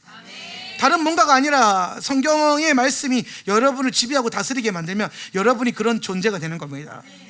예. 예수님이 오셔서 보여준 게 그거예요. 여러분이 말씀이 되게 하는 거. 그래서 요한복음 1장에서 뭐라고 말합니까? 예수님을 태초에 말씀이 있었다는 거예요. 예수님을 말씀이라고 칭해버리죠. 그가 말씀이라는 거예요. 그러니까 예수님을 말씀으로 그냥 봐버려요. 살아계신 말씀. 그러니까 요한의 눈에 보기에는 예수님은 뭐가 된 거예요? 이 땅에 오셔서 토라 막 완성해가지고 자신이 뭐가 돼버렸어요? 토라가 되어버린 거예요. 살아있는 토라예요. 걸어다니는 토라예요. 근데 왜 예수님이 그걸 하셨냐? 여러분이 그런 존재가 되게 하려고. 여러분이 걸어다니는 토라가 되고 살아있는 말씀이 되는 겁니다. 그렇다고 책이 된다는 건 아니고요. 이 토라의 신비와 능력과 은혜가 다 여러분 삶 가운데 나타나는 거예요. 어찌 하나님을 믿는데 하나님의 역사가 안 나타난다고 말할 수 있습니까? 그럴 리가 없거든요. 만약에 여러분이 그걸 느낀다면 여러분이 신앙이 뭔가 잘못되어 있는 거예요. 엉터리거나 고장나 있거나. 아마 이번 주간에는 여러분 다른 말 있을 건데, 엉터리예요. 엉터리. 그럼 엉터리면 어떻게 해야 돼요? 정상적으로 고쳐야 돼요. 그게 40일 대슈바다. 집중적으로 40일 동안 고치는 게 40일 대슈바다. 그러니까 주님께 기도하세요. 나를 좀 고쳐달라고. 나도 그런 존재가 되고 싶다고. 나도 그 말씀을 드러내고 말씀을 선포하고 내가 가는 곳에 하늘이 연결되는 그런 존재가 되고 싶다고. 여러분, 그건 사역자가 되는 영역이 아니에요. 하나님의 백성들이 되는 영역이에요. 할렐루야. 네. 그래서 이달에는 내가 주 안에 주가 내 안에. 여러분, 그 요한복음 15장 4절에도 똑같이 말하고 있는데요. 요한복음 15장 4절, 내 안에, 시작. 내 안에 거하라. 나도 너희 안에 거하리라. 가지가 포도나무에 붙어 있지 아니하면 스스로 열매를 맺을 수 없음 같이 너희도 내 안에 있지 아니하면 그러하리라. 자, 여러분 우리가 말씀을 읽을 때에 순서에 대한 중요성도 아셔야 돼요. 주가 내 안에, 내가 주 안에요? 아니면 내가 주 안에, 주가 내 안에요? 내가 저기 내 안에는 주님이 하시는 말이잖아요. 그러니까 주님이 여러분한테 내 안에 거하라는 거죠, 그죠? 그럼 우리 입장에서는 뭐예요? 내가 주 안에가 먼저라는 겁니다. 내가 예수님께로 나아가는 게 먼저라는 거예요. 그러면은 나도 너희 안에 거하리라. 그가 내 안에 거하기 시작한다는 거예요. 그러니까 여러분 안에 뭐가 필요하다? 예수님을 향해 나아가는 열정. 포도나무 피어 있었으니까 내가 예수님의 가지로 접붙여서 버티고 있으려고 몸부림을 쓰는 그 열정. 오늘 대슈바 때 기도하고 예배하고 말씀 들으면서 그런 존재가 되기를 갈망하는 그 갈망. 그 갈망을 갖고 주께 나아가면 주님이 내 안에 거하시기 위해서 오신다라는 거예요. 그래서 날마다 우리 안에 주님이 살아계시도록, 정말 살아 역사하시도록, 하나님 나라가 너희 안에 있느니라 그랬거든요. 그런데 이 너희 안에를 사람들이 마음이라고 착각하는 게 아니에요. 문맥을 자세히 보면 너희 안에는 교회예요. 그룹이에요, 그룹. 너희 안에, 하나님 나라 너희 안에 있는, 여기 있다 저기 있다 할 것이 아니라 너희 안에 있는. 그럼 하나님 나라가 너희 안에 어떻게 임하냐면은 하나님 나라의 본체이신 예수님이 너희 안에 거해야 되는데, 예수님이 너희 안에 거하는 유일한 방법은 우리가 주를 간절히 찾을 때예요. 우리가 모여서 주를 찾을 때라는 거예요. 할렐루야. 그래서 어떤 목사님은 이렇게까지 얘기해요. 성경에는 나의 하나님은 나오지 않는다는 거예요. 성경의 많은 부분에서 항상 성경은 뭐라고 하냐면 우리의 하나님. 우리의 하나님. 예. 저는 제가 이거 100% 동의되지 않지만 그 우리의 하나님을 외쳤던 사도들과 성경 기자들의 메시지가 핵심이 뭐냐면은 오늘 우리 안에 모이기를 힘쓰고 또 우리가 주께로 나아가기를 힘쓸 때에 그가 우리 안에 실제적으로 더 큰 신비와 기름 부음으로 우리 안에 거하기 시작하신다라는 거예요. 여러분, 이곳이, 그리고 우리의 모임이, 적어도 하울람 성도들이 모이는 그곳에 하나님 나라와 하늘과 땅이 연결되는 그런 기름 부음의 역사가 일어나야 된다는 겁니다. 엘룰은 그것을 향한 훈련의 단계이기 때문에 이 40일 동안 우리는 적극적으로 뭘 한다? 주님께로 나아간다. 마지막으로, 드디어 마지막에 왔습니다. 엘룰의 핵심은 신부단장이에요. 우리가 그리스도의 신부로 온전히 단장되어지는 건데, 신부단장을 하기 위해서 뭘 해야 되느냐? 학개서 1장 1절에 그 비밀이 나오는데, 학개서 1장 1절 한번 읽어보자. 다리오 왕, 시작. 다리오 왕 제2년 여섯째 달 곧 그 달 초하루에 여호와의 말씀이 선지자 학개로 말미암아 스알디엘의 아들 유다 총독 수룹바벨과 여호사닥의 아들 대제사장 여호수아에게 임하니라. 이르시되, 자, 여기 보세요. 다리우스 왕 제2년 여섯째 달이죠. 여섯째 달이 무슨 날이라고 그랬죠? 엘룰월이라고 그랬죠. 그죠? 그 달에 언제? 초하루 언제예요? 지금. 그 달에 다리우스 왕역의 2년째의 이날에 학개 예언자가 주의 말씀을 받았어요. 계시를 받았다는 거죠. 그래서 이스라엘 백성과 지도자들에게 선포합니다. 근데 이때 학개가 받았던 내용이 뭐냐면요, 6절과 9절 10절을 한번 볼게요. 이게 이스라엘 백성들을 책망하는 거예요. 책망하는 건데 한번 읽어볼까요? 6절 시작. 너희는 씨앗을 많이 뿌려도 얼마 거두지 못했으며 먹어도 배부르지 못하며 마셔도 만족하지 못하며 입어도 따뜻하지 못하며 품꾼이 품삯을 받아도 구멍난 주머니에 돈을 넣음이 되었다. 너희가 많이 거두기를 바랐으나 얼마 거두지 못했고 너희가 집으로 거두어 들였으나 내가 그것을 흩어버렸다. 그 까닭이 무엇이냐? 나 만군의 주의 말이다. 나의 집은 이렇게 무너져 있는데 너희는 저마다 제 집 일에만 바쁘기 때문이다.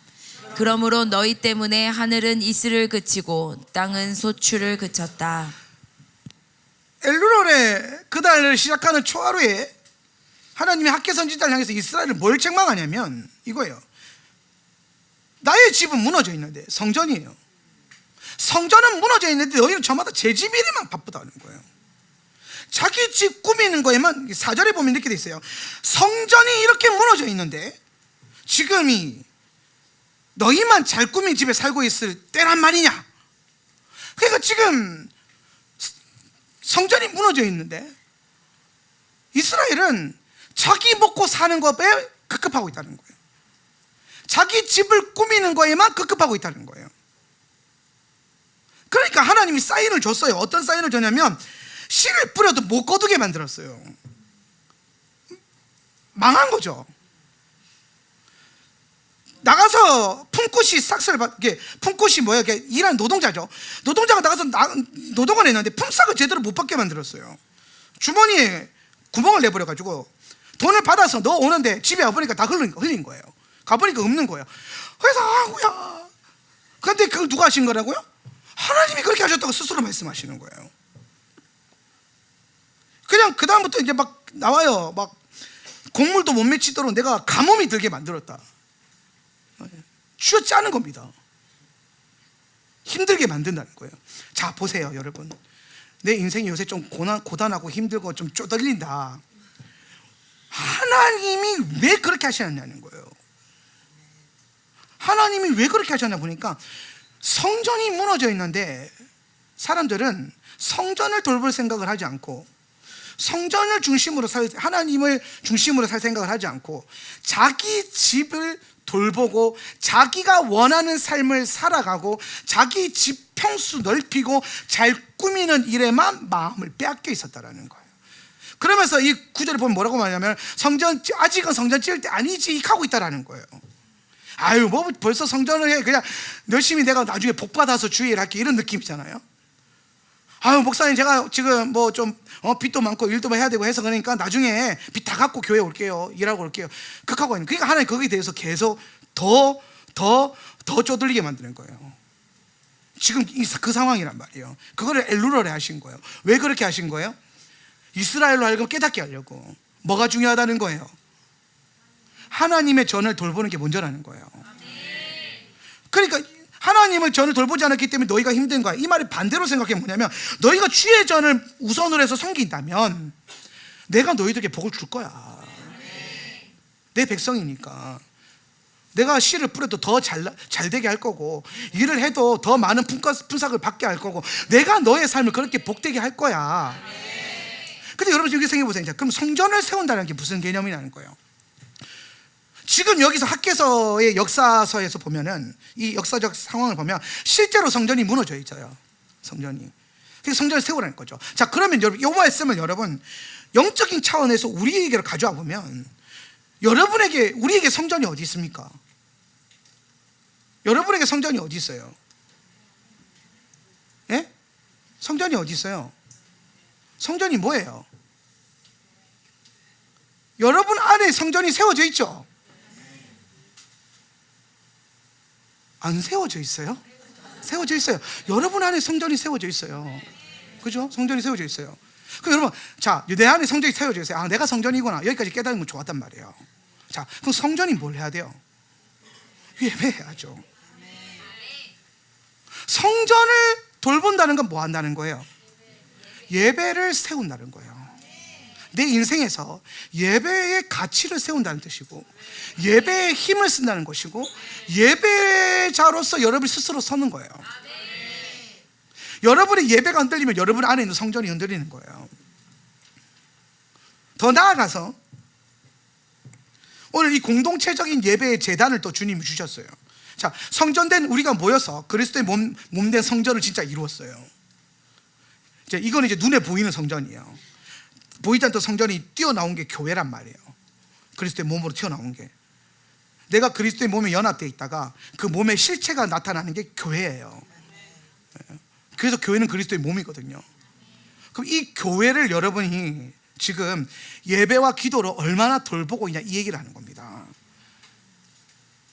근데 여러분 여기서 더 나아가서, 이거는 단순히 예배를 와서 앉아있는 참여도 얘기를 하는 거지만, 거기도 얘기를 하고 있지만, 그 다음에 영역이 있다는 거예요. 그 다음에 영역이 뭐예요? 여러분이 예배를 섬기는 거예요.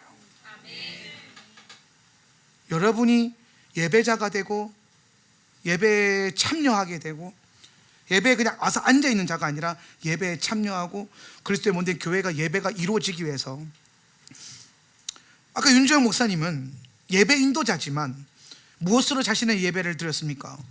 라인 감는 거죠. 라인 감는 거는요, 찬양팀 하는 일 중에서 가장 기본이면서 동시에 가장, 이렇게 표현해서 정말 하찮은 일이에요. 사실은 그 누가 알아줍니까? 라인, 와, 라인 진짜 잘 감다. 얘는 1분에 50개를 감아. 아무도 그거 알아주지 않아요. 주로 예배팀에서 제일 잘 알아주는 예배 인도자죠. 막 멋있어. 찬양팀 오빠 다 예배자예요. 예배 인도자. 아니면 뭐 기타 치거나 아니면 드럼 치거나, 또 그 중에 가장 인기 없는 직분이 또 베이스거든요. 소리도 잘 안 들리고.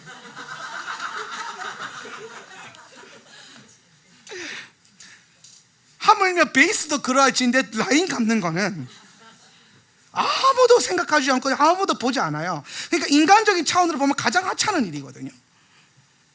그런데 여러분, 그게 예배라고 하는 이 전체적인 관점에서 보면 필요한 일이에요, 안 필요한 일이에요? 필요한 일이죠. 근데 누군가는 그 라인을 투덜거리면서 감지만, 누군가는 그 라인을 누가 시켜서 감지만, 누군가는 그 라인을 예배하는 영으로 감았다는 거예요. 그래서 뭐가 됐어요? 예배자가 돼버렸네? 이 양반은 화요문 2집 3집 인도에서 하늘과 땅을 연결한 게 아니라 라인 감아가지고 하늘을 연결해버린 거예요. 저는 그게 느껴지더라고요. 자, 여러분에게도 마찬가지입니다. 저는 최근에 우리 교회 안에 성도님들이 예배와 사역에 적극적으로 동참하고 있는 일들에 대해서 굉장히 뭔가 참 감사하고 뿌듯해요. 여러분 훈련 받으십시오. 그리고 훈련 받고 주님의 일들을 하십시오. 더 이상 여러분 그냥 교회 하울람 세터 처치를 다니고 있는 것만으로 안주하지 마세요. 내가 어떻게 주의 일을 감당할 것인가, 내가 성전으로 제단지기로 내가 무엇을 할 수 있는가. 이 공간도 여전히 누군가는 라인을 감아야 될 거고, 누군가는 빗자루질을 해야 될 거고, 누군가는 예배 끝나고 정리정돈을 해야 될 겁니다. 누군가는 축도가 끝나면 자기 예배가 끝난 줄로 알고 그냥 가겠지만, 누군가는 끝나고 마무리 정리하는 것까지 자신의 예배를 끌고 가는 사람도 있고, 그가 예배의 관람자가 되는 것이 아니라 예배의 일부가 되고 스스로가 예배자가 되기로 결정한 사람들이 있을 수 있다는 거죠. 저는 여러분에게 그 도전을 주고 싶은 거예요. 여러분이 스스로가 더 하나님 나라를 예배하고 예배자로 섬기고 교회의 일부가 아니라 교회의 정말 중요한 길들을 스스로가 교회가 되기 시작하고, 교회 와서 예배에 앉아서 예배 보는 사람이 아니라 스스로가 교회가 되는 존재가 되고, 그러기를 위해서 내 시간을 버려야 그게 가능하겠죠. 내 집을 꾸미는 걸 내려놔야 그게 가능해지겠죠. 동시에 되지는 않겠다라는 거죠. 근데 내가 그렇게 살아갈 때에, 내가 그런 존재가 될 때에 주님은 내 삶 가운데 대충 뿌린 씨가 갑자기 100배 열매를 맺게 하시고, 그냥 하루 일했을 뿐인데 남들 이틀 일한 것만큼 갑절의 복을 주시는 거고, 잃어버릴 뻔한 돈을 찾게 될 것이고 잃어버린 것 또한 찾게 될 것이고, 뭔가 주의 일들이 일어나기 시작하고 회복이라는 글자가 일어날 거라는 거예요. 뭐 하기 시작했을 때에, 내가 스스로 예배가 되고 교회가 되기로 결정했을 때에, 예배를 보는 사람이 아니라 예배를 드리러 와서 앉아있는 사람 수준 정도가 아니라 관람하고 있는 관람자 정도가 아니라 내가 교회가 되고 내가 제단이 되고 내 시간이 제단이 되는 거. 이 교회는 굉장히 많은 섬길 수 있는 예배 시간들이 있습니다. 목사님 난 뭘 해야 될지 모르겠어요. 그러면 주중에 와서 예배자로서 앉아서 스스로가 예배라도 돼보세요. 오늘 어떤 틈이 생기면 뭐라도 해보세요. 교회가 되기 위해서, 성전이 되기 위해서. 그것도 모르겠으면 순종이라도 해보세요. 강단에서 흘러내려오는 메시지에 순종이라도 해보고, 오늘 우리 교회가 하나님 이 교회를 이루기 위해서 주신 시간 앞에 순종이라도 해보라는 거예요. 그런 결정 못 해보시겠습니까? 40일 동안 나는 이 자리를 떠나지 않겠다. 나는 이 자리를 40일 동안 풀로 목숨을 들여서 이 예배 재단이 되겠다. 내가 40일 테슈바가 되겠다. 내가 재단이 되어버리겠다. 내가 기도가 되고 예배가 돼서 주님이 부르신 부르심을 내 삶 가운데 담아내겠다. 내가 원하는 인생이 아니라, 내 집을 이루는 것이 아니라 합법적으로 즐길 수 있는 즐거움까지도 버려가면서 하늘의 즐거움에 참여하는 사람이 되겠다. 어려움과 역경을 돌파해내가면서 내가 그런 예배자, 내가 그런 교회, 내가 그런 테슈바가 되겠다. 그런 존재가 되는 것에 저와 여러분이 애를 써야 돼요. 그러면 주님이 뭐 하게 하시냐면은, 그동안 막으셨던 것, 묶으셨던 것, 구멍 내셨던 것 풀기 시작하고, 메워주기 시작하고, 회복시켜주기 시작하고, 주님의 일들이 일어나기 시작할 거라는 거예요. 여러분, 이건 기복이 아니에요. 이건 너무 자연스러운 거예요. 구멍을 내신 이도 주님이시고 틀어 막으신 이도 주님이신데, 그가 열면은 그냥 풀리는 겁니다. 그가 막으면 막히는 겁니다.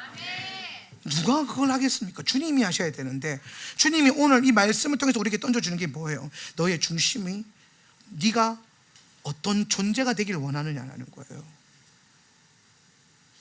제가 여러분에게 그런 테슈바의 적극성을 위해서 성도님들이 기도 인도할 수 있는 시간도 마련해보고, 또 셀마다 돌아가면서 중보기도라도 참여하게끔 만들어놨어요. 원래 그거 소조팀만 했었었는데, 소조팀만 너무 예뻐하는 것 같아서. 소조팀만 예쁜 건 아니에요. 다 예뻐요. 소조팀만 많이 혼난 거죠. 많이 훈련받고 스스로 갑질을 많이 해서 그런 사역을 하고 있는 거예요. 여러분도 그런 타이밍이 왔을 때 적극적으로 뭔가를 해보세요. 예. 30분 전에 와서 중보기도 하는 게 별 다른 일, 대단한 일 아닐 수 있다고 생각할 수 있어요. 라인 감는 것처럼 하찮은 일이 될 수도 있겠죠. 근데 누군가는 그걸 하찮게 여기지 않고, 내가 그 중보하는 시간을 중보가 되기로 결정하고 자기 스스로가 예언적 중보가 되어버리는 거겠죠. 그런 일들을 일으켜보라는 겁니다. 여러분, 각자의 삶 가운데 이 40일을 그냥 들어가지 말고 헌신과 희생과 회개가 필요하다는 겁니다. 오늘 이 설교를 듣는데 여러분 안에 나는 그렇게 못 살았던 것에 대한 찔림이 오세요? 찔리면 회개하면 돼요. 이 놀라운 신비죠. 회개하면 다 들어주신대요. 회개하면 다 리셋해 주신대요. 근데 여러분, 전자기기에도 리셋 버튼 누르면 무슨 짓을 했던 간에 다 돌아가게 돼 있어요. 사람이 만든 기계도 그런데 하물며 하나님 만드신 인간은 주님 앞에 회개하면 리셋됩니다. 돌아가요. 그리고 다시 시작할 수 있어요. 우리는 언제나 새롭게 일하시는 하나님을 마주하고 새로운 것들을 할 수 있어요. 어제 넘어지면 여러분의 올무가 되지 않기를 바랍니다. 어제 잠깐 못했던 거가 오늘 여러분의 희망과 소망을 앗아가지 않기를 바랍니다. 과거에 매여 있는 건 마귀가 좋아하는 거예요. 과거를 매는 건 오직 원수들이 하는 짓이에요. 예수님은 이 시간, 지금 여러분의 기도를 받기를 원하고, 지금 여러분이 그런 예배자가 되기를 원하고, 지금 여러분이 테슈바와 교회가 되기를 원할 거예요. 지금 무엇이 되겠습니까? 앞으로 40일 동안 여러분은 어떤 존재가 되겠습니까? 저는 여러분이 40일 이후에 굉장히 하나님 나라 안에서 참 놀라운 존재들이 되었으면 좋겠습니다. 그런 존재들이 모인 교회는 또 어떤 일을 할까요? 또 어떤 엄청난 일들을 주님이 맡겨주실까요? 그것들을 기대하면서 이 40일을 돌파해가는 저와 여러분 될 수 있기를 주님의 이름으로 축복합니다. 우리 자리에서 일어나셔서 기도하겠습니다. 우리가 기도할 때에 이달에 대한 하나님 지혜와 계시를 내게 열어주십시오. 정말 중요한 건 지혜와 계시의 영이 여러분 가운데 임하는 거예요. 자, 하나님께서 우리에게 계시를 주셔야 합니다. 근데 그 계시를 받았는데 지혜가 없으면 깨달음이 오지 않아요. 그래서 지혜와 계시는 같은 영으로 함께 묶여 있어요. 지혜와 계시의 영이라 그러죠. 지혜와 계시의 영이요. 그 지혜와 계시의 영이 하는 역할이 뭐냐면, 하나님으로부터 온 계시를 지혜가 깨닫게 해서 내가 그런 존재가 되게 만들어 버린다는 겁니다. 자, 이제 여러분에게 필요한 건 딱 하나예요. 이 시간 구해야 될 것은, 하나님 오늘 이 밤에 지금 내게 지혜와 계시의 영을 부어 주십시오. 오늘 여러분이 간절히 구해야 될 건 그거예요. 지혜와 계시의 영이 지금 임해서 이 40일이라고 하는 테슈바 기간 동안 하나님이 우리에게 세워주신 부르심을 잘 완주하고, 그리고 그 완주 끝에 내가 그런 존재가 되는 거죠. 40일을 다 예배 드렸다 이 정도 수준이 아니라 여러분이 하나님이 계획하신 그런 존재가 되어버려야 된다는 거예요. 궁극적으로 돼야 되는 존재가 뭡니까? 그리스도의 신부가 돼야 된다는 거예요. 이 신부단장이 되어지는 이 40일 기간 동안 여러분 안에 전심이 내어지고 드려지고, 정말 주님 앞에 헌신하고 회개되어지고 희생되어져서, 주님 내가 그 신부, 주님이 2000년 전에 꿈꾸셨던 그 신부, 주의 재림을 담아낼 수 있는 유일한 존재인 신부로서의 아담이 될 수 있도록, 내가 그런 존재가 될 수 있도록, 내가 거기에 집중하며 주 앞에 달려나갈 수 있도록 주여 내게 힘과 능력을 더하여 주시옵소서. 지혜와 계시의 영을 부어 주시옵소서. 우리 간구하며 기도하겠습니다. 주여